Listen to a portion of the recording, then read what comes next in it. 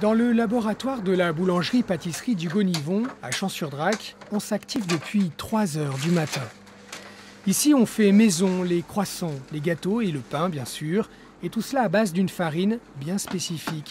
Elle vient d'un territoire très proche, c'est la farine du Trièves. Le boulanger-pâtissier n'en changerait pour rien au monde. La farine des minoteries du Trièves, c'est une pâte qui a de l'élasticité du corps, mais à la fois qui se relâche, qui est souple, qui est agréable à travailler, qui fait un bel alvéolage à la sortie du four. C'est de la farine de bonne qualité. Oui. Et Hugo Nivon en parle d'autant plus facilement qu'il connaît ceux qui produisent cette farine, des agriculteurs engagés dans une démarche de qualité.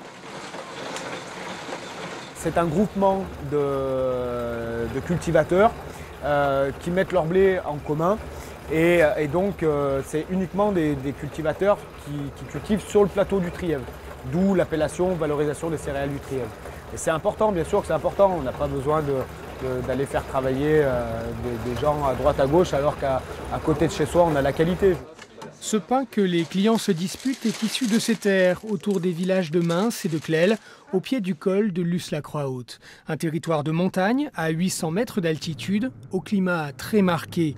Les blés cultivés ici sont écrasés depuis 1906 à la minoterie du Trièves, au-dessus des toits du village de Clel.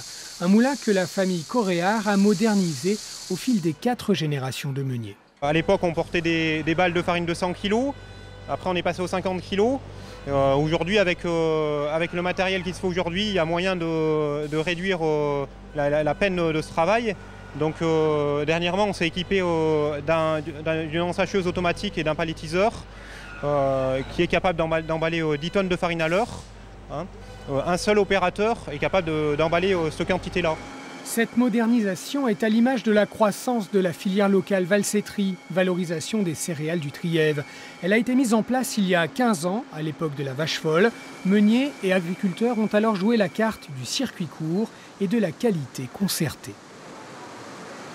On communique avec eux, hein, on fait des réunions techniques où on échange aussi sur les variétés qui vont s'adapter plus ou moins au terroir. Hein, on va aussi, nous au niveau qualité, leur recommander certaines variétés qui vont nous intéresser parce qu'elles vont donner peut-être une mie plus crémeuse au pain. La farine Valsetri représente aujourd'hui 30% des blés écrasés au moulin. Mais avec la crise, les ventes stagnent depuis 2012. Meuniers et agriculteurs ont désormais un nouveau métier à apprendre, celui de publicitaire.